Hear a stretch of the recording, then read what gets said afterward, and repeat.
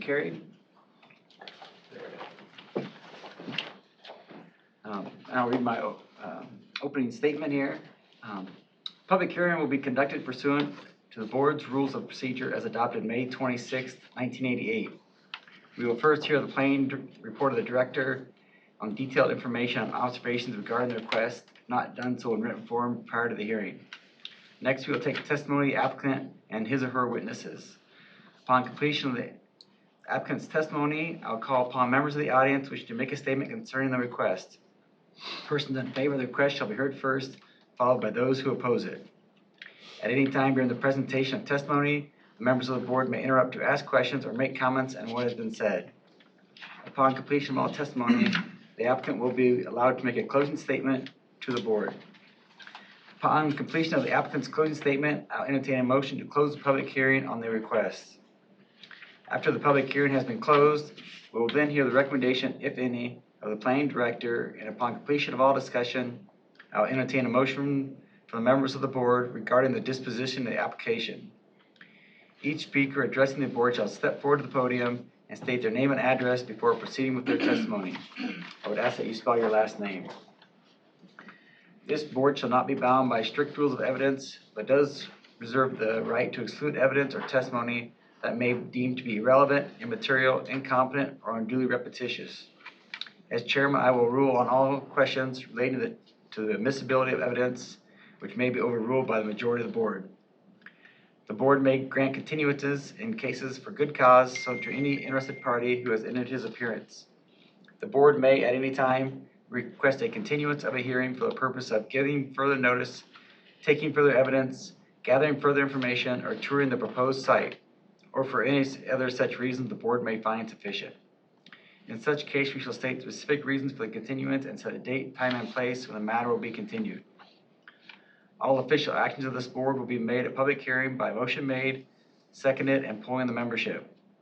If conditions are imposed, such conditions shall be included in the motion or amended hereto. Our final decision will be prepared in writing and will be part of the public record of this board. Once this board has reached a decision on a case, that decision shall be final. Section 335.18 of the Iowa Code states, any person or persons, jointly or severally, aggravated by any decision of the Board of Adjustment under the provisions of Chapter 335, or any taxpayer or any officer, department, board, or bureau of the county, may present to the court of record a petition duly verified setting forth that such decision was illegal in whole or in part, specifying the grounds of the illegality. Such petition shall be presented to the court within 30 days after the filing of the decision of the office of the board. Upon hearing that, I would open for a motion to open the public hearing on case ZV-2023-02. Seth and Sally Christensen. Move to open public hearing. Second.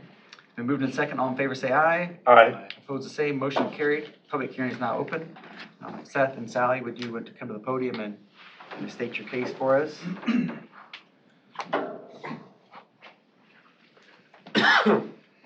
Yep, evening.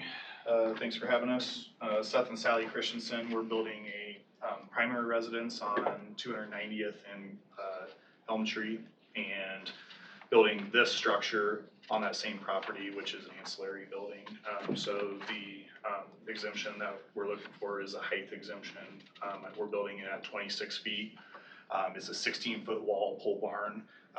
It's 42 by 48, and then with a 16 by 48 lean-to, all enclosed. And so I got pictures if you'd like to see those. I believe when we were building it, we're building it in with Gingrich Structures.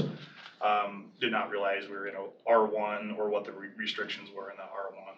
A lot of the neighbors have buildings that are quite a bit taller than that as well. So when we built it with them, we designed it in that way primarily so that we could house it for an RV potentially, or machinery if it was sold, etc. So it's not a huge building, but the height matters on that. So, but we designed it for aesthetic purposes as well. So I think it looks pretty good. Other than that, I have pictures if you'd like to see it.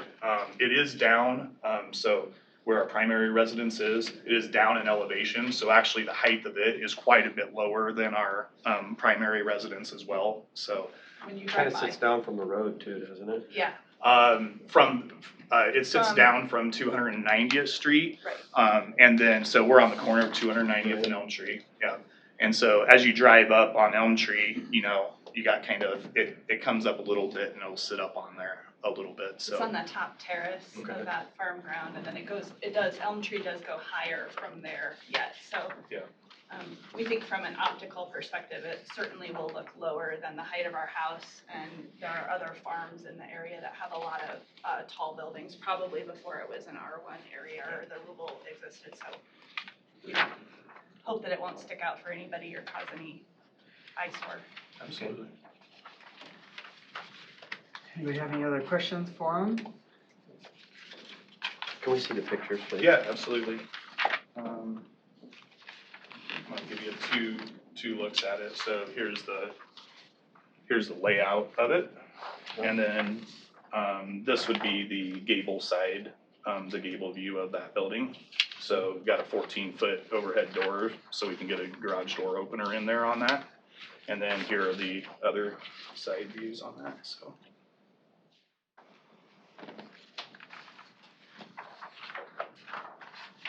We decided to, part of the height is that we went with a 612 pitch on the top roof.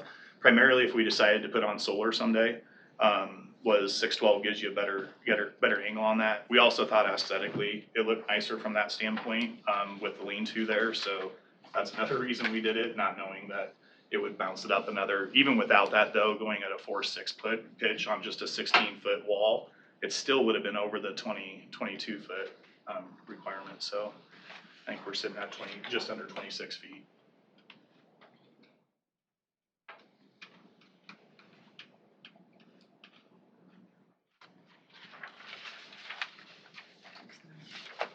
Were you, I think when you applied, we thought it was going to be for animals, is that? We do have just 4-H animals, so. Oh, okay, Yeah. Yep, so we have a, because that's why yeah, we yes, had the 50-foot. yes. Yeah, Okay. it's Yep, so we did get it 50 foot off of all the property lines, because we do have Mhm. 4 total animals, but, just so- like 4-H livestock show Right. animals, so. Yeah. and my goats, Thelma and Louise, so.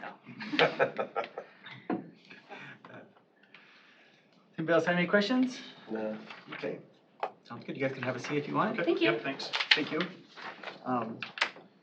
Now I'd ask if anyone wants to come forward who wants to speak in favor. Anybody against? No one out, I guess we'd ask for a move to, I'll make a motion to close the public hearing for Second. that. all in favor? Aye. Opposed, the same. Public hearing is closed. Staff recommendation? Our recommendation is to approve the application subject to the following condition. Number one, that the proposed building shall be set back a minimum of 50 feet from the side yard and 50 feet from the rear yard based on the following findings of fact. The applicant's lot size is sufficient to support the proposed structure. The property is not in a platted subdivision. The subject building is not going to be used for any commercial activities. The aforementioned facts reduce the visual and aesthetic impacts on the line of sight for which the height restriction was adopted. Is there any discussion of the group, or if not, I'd ask for a motion to either on the hearing? Move to approve variance. Second it? It's been moved in second, roll call vote. Go, Leaders, Yes. Kai, Yes. Jenneru, Yes, Herder. Yes. your application has been approved. Congratulations. Thank you very much. Thank you. Um, I'll make a motion to open public hearing for case number ZV 2023-03. Second it? It's been moved in second, all in favor say aye. Aye. Opposed, the same. Public hearing is now open. I have Nick Peterson, if you want to come up and tell us what you're thinking on your project. I'm Nick Peterson. Matt, do I give my company address or home address? You can give your company address. 19344 Portland Street, Council Bluffs, Iowa, 51503. Nick Peterson, N-I-C-K, Peterson, P-E-T-E-R-S-E-N, representing Casey Peterson Construction on behalf of MTTP Investments. This will be lot 14 in the I-29, I-80 Industrial Park. It abuts a agricultural 3 district. correct? A3. A3, that is future zoned to be Industrial. industrial. So this is one of the outlots in that industrial park, and we propose to place the building 30 feet off the side yard setback. We propose to do this because of 3 reasons. One, the building back, it helps with stormwater drainage. Pushing the building back lets us provide another ditch to go around the building. For 1, 2, the variance helps us for ambulance turnaround, gives us a minimum of 42 feet between them for proper ambulance turnaround district. And with this also variance, it also would allow us to provide more ADA parking. Because we'd be able to provide. We provided 3 drawings in here, one showing the buildings, the parking spots, and then just a picture of the lot. And then a diagram of the minimum distance for an ambulance turnaround. What will you use the buildings for? These are gonna be just multiple tenant buildings. Gotcha. Matt, so the question, the zoning for those, because the adjacent properties aren't industrial, is that why it's not the 0 setback? Correct. We have written into the code that if you abut, and I think it's any R and A property, then becomes your setback. So like Was it- the interior lot of this, if you were on an interior lot, you would have 0 setbacks because you're surrounded by other industrial lots. It's like 10 feet. Okay. But the A3 district only allows you to construct 1 home per quarter, so it's not like nothing else can get built back by where this is at. Okay, that was my question. Sorry, continue.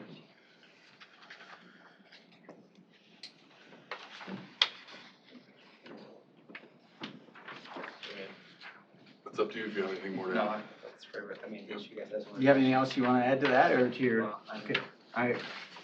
I guess I was kinda curious on the ambulance turning, is that, do they expect there to be ambulances there, or is that, or just, It's just in case there's a situation where fire rescue or something has to come by, an ambulance can get in and out. I know Alright. that's, We do look at that through the building code when it goes through fire code review to make sure they have emergency vehicle access. And okay. especially when, we're dealing with volunteer fire department in that area. Alright.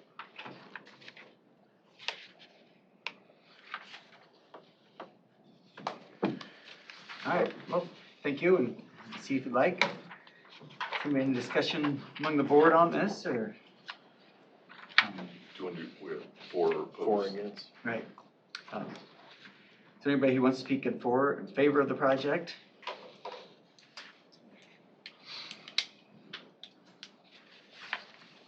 Hi, Jason Armstrong, 3131 Haskell Street, Omaha, Nebraska, 68105. It's JASONARMSTRONG.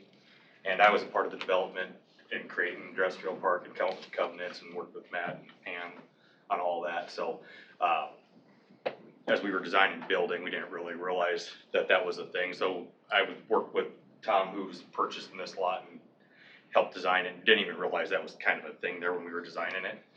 So when we were creating our covenants, we didn't really have something to address that backset with that zoning next door. So from the development side, it's not an issue at all. So I guess I'm speaking in favor of the project being passed. So if there was any questions on from that, my perspective as a developer on it, I'd be happy to answer anything if anybody's got them. No, I don't think so. Okay, thank you. Anybody else want to speak in favor? Anybody want to speak opposed? Not, we would ask for a motion to close public hearing. Move to close public hearing? Second? Been moved in second, all in favor say aye. Aye. Opposed the same. Here for the staff's recommendation. Our recommendation is to approve the application based on the following findings of fact. The building at the proposed setback is not merely for convenience. It will not impair the general purpose or intent of the zoning ordinance. It will not impair the supply of light, air to adjacent properties. And it will not increase the hazards to the property.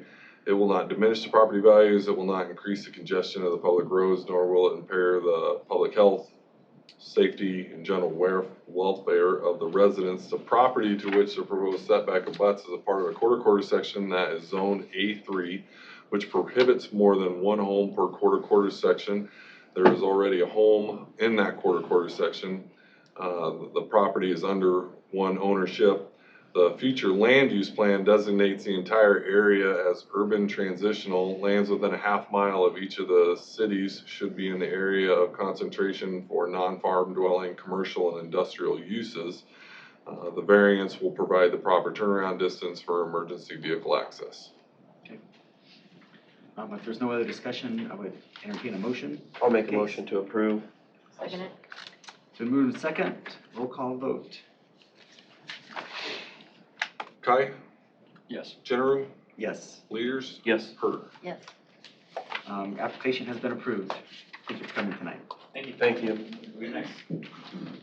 See ya. Yes. Right. I'll make a motion to open the public hearing for case number CU 2023-05. Do we have a second? Second it? All in favor, say aye. Aye. Aye. Opposed, the same. Public hearing is now open. Ask the applicant to come forward. Mid-American?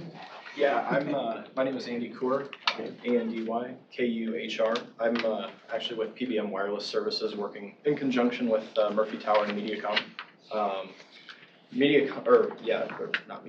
Mid-American.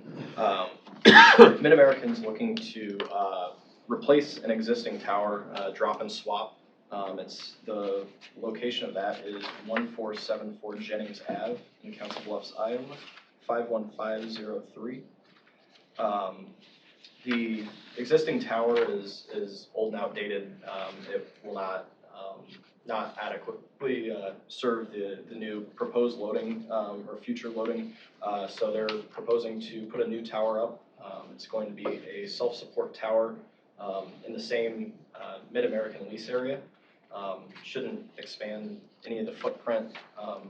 Once the new tower is up, the existing tower will be decommissioned.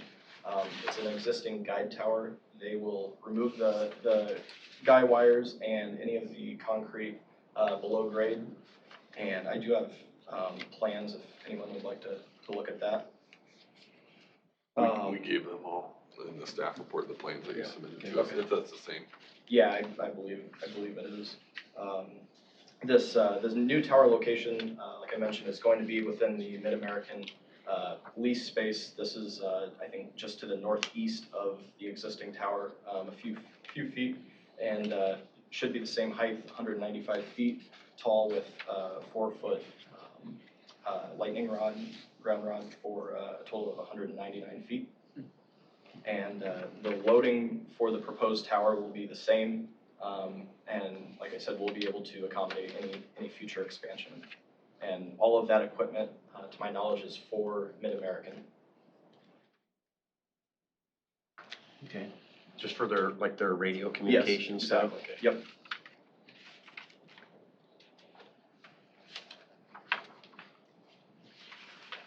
So this is not a cell tower? No. This is for their radio equipment. I don't think cell towers are quite that tall. I didn't think so. Most of them anyway. I don't know, could be wrong. Does anybody have any questions? No. Well, Andy, I think if you want to sit down, any more questions,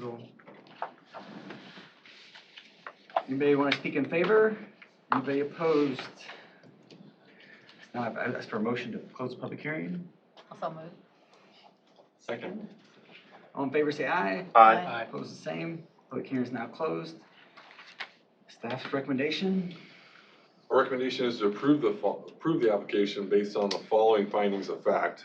Number one is the subject property is located in an R2 urban transitional district. The county zoning ordinance, which is adopted in conjunction with the land use plan, stipulates that the proposed land use is a permitted conditional use in the R2 district. The land use plan recognizes the need for adequate utilities to accommodate existing and future development. Number two is a commercial telecom tower already exists and will simply be replaced, which will not create a detrimental effect on the adjacent properties. The subject property consists of 21.7 acres, and the replacement of a commercial telecom tower is not foreseen to have any negative impact on the area properties.